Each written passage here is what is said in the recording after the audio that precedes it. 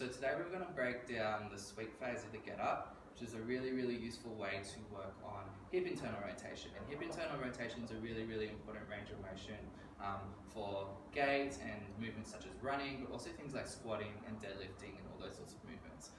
If we look at the phases of gait, as we come into a mid-stance position, as we go through a state of pronating, our hip internally rotates, which helps us load into that big toe and create pronation. And that's a really important shock absorption phase of gait.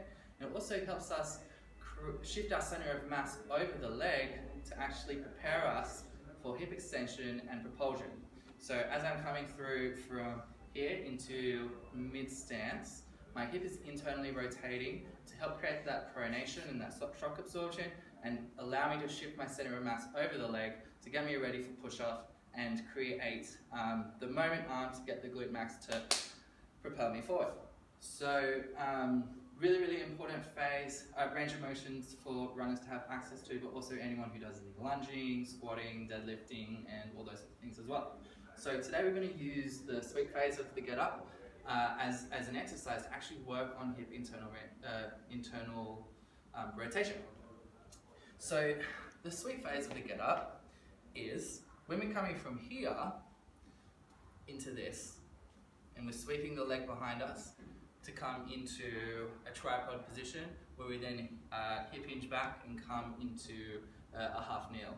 So it's setting us up for that. And what we see a lot of the time is as people begin to sweep this leg forward, they either throw their whole center of mass forward or they let this knee collapse. So first things first is, can you purely lift this up, come and be on 2 points of contact? From there, can you actually sweep that leg back without letting that knee roll in, so that knee staying over the floor? If that knee rolls in, then chances are you're going to do that in a lunge and in a squat and when you're running and all those sorts of things, because we want this to be the punctum fixum and the hip to be the punctum mobile. If this is moving, it means that the opposite is happening, right? So in order to create hip internal rotation and make this the main guy where the movement's occurring, we need to keep the knee still and we need to keep the knee over the toes. So what it looks like is that. You'll see I'm creating internal rotation at my hip joint.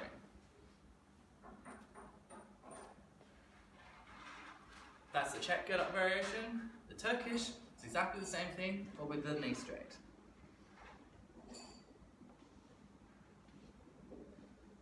Good. I can use my hand here to reinforce that.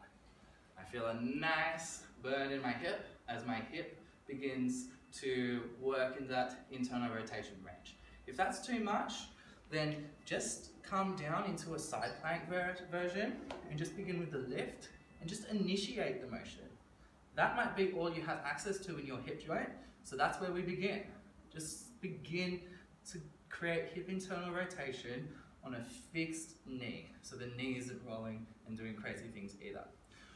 So give that a go. Let me know if that helps not only your get-ups, but also your running, and create a bit more internal rotation power for you.